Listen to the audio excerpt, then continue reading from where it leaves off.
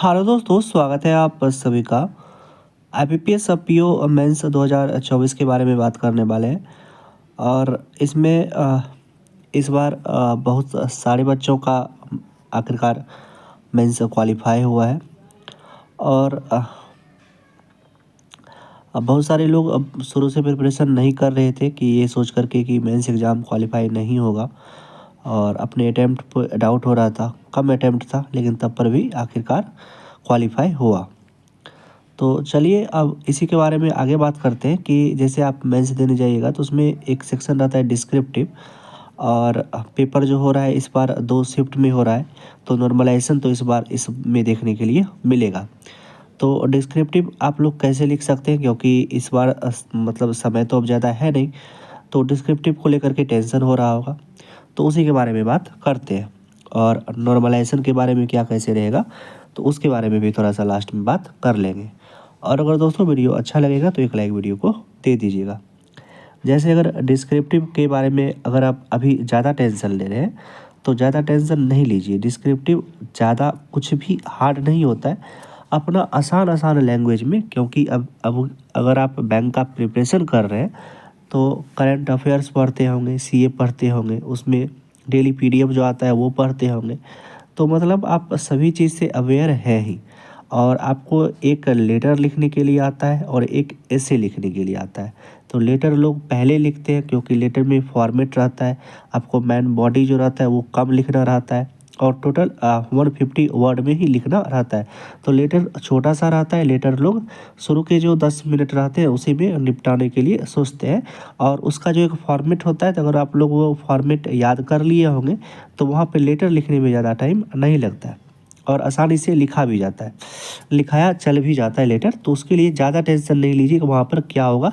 एक आध दो लेटर जो अभी पे पीडीएफ फॉर्म में रहता है उसको पढ़ लीजिए, बस उसी से मिलता जुलता वहाँ पे रहता है, तो वहाँ पर लिख सकते हैं। तो ज़्यादा टेंशन नहीं लीजिए डिस्क्रिप्टिव में लेटर राइटिंग का। अब आता है एसे राइटिंग। एसे राइटिंग में आपको कोई फॉर्मेट नहीं आता है। एसे राइटिंग में आपको जितना उस टॉपिक के बारे में आइडिया रहेगा, नॉलेज रहेगा, सेंटेंस बना बना करके छोटा छोटा सेंटेंस बनाइएगा। किसी भी कोई भी टॉपिक दे दे, जैसे कोई भी टॉपिक दे दे, मान के चलिए वोमेंस सेफ्टी से रिलेटेड, या अभी ग्रीन चीज़ के बारे में, सभी कुछ ग्रीनरी के बारे में चल रहा है, तो वो सभी चीज़ के बारे में दे दे। एयर पॉल्यूशन के बारे में दे दे, जो दिल्ली का कंडीशन है, तो उस चीज़ के बारे में, जो भी एयर पॉल्यूशन के बारे में आप लोग को पता होगा, छोटा छोटा सेंटेंस बना बना करके 200 से 250 वर्ड तक में लिखना रहता है। तो अभी आप इस जो ट्रेंडिंग टॉपिक है उस चीज़ को सिर्फ पढ़ लीजिए। ऐसा नहीं सोचिए कि जो हमसे क्या होगा वहाँ पे, हम कीबोर्ड मेरा क्या काम करेगा नहीं काम करेगा, तो वो सब का टेंशन वहाँ पर छोड़ दीजिए। और जो अभी मतलब आप लोग जैसे प्रिपरेशन कर रहे थे तो वैसे ही प्रिपरेशन कर कीजिए, और 1 से 2 आवर जो है डिस्क्रिप्टिव का टॉपिक सिर्फ पढ़ लीजिए। और हल्का फुल्का कीबोर्ड अगर प्रैक्टिस नहीं किए होंगे तो कीबोर्ड का प्रैक्टिस कर लीजिए। बस इतना ही रहेगा, डिस्क्रिप्टिव में आराम से निकल जाएगा। और उसके बाद दोस्तों, अगर इस बार आप अगर आईबीपीएस पीओ मेंस देने जा रहे हैं तो इस बार देखे होंगे कि बहुत सारे बच्चे का आईबीपीएस पीओ मेंस क्वालिफाई हुआ है। कैंडिडेट ज़्यादा है और साथ ही साथ 2 एग्ज़ाम भी उस दिन है, 30 नवंबर के दिन। तो हो सकता है कि इस कारण भी आपको आईबीपीएस पीओ मेंस 2 शिफ्ट में देखने के लिए मिला हुआ हो, या कैंडिडेट ज़्यादा हो, इस कारण भी आईबीपीएस पीओ मेंस का जो है पेपर 2 शिफ्ट में हो रहा है। तो बहुत सारे बच्चे का एग्जाम है 30 नवंबर के दिन, तो इसलिए इस बार आपको नॉर्मलाइजेशन देखने के लिए मिलेगा। तो बस यही कहेंगे कि जितना भी कीजिएगा एक्यूरेट कीजिएगा, क्योंकि ये आईबीपीएस पीओ मेंस है।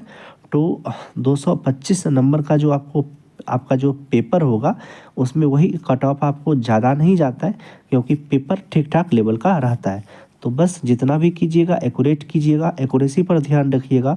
कम अटैम्प्ट में भी पेपर क्लियर होता है आईबीपीएस पीओ मेंस का, ज़्यादा अटैम्प्ट मांगता ही नहीं है।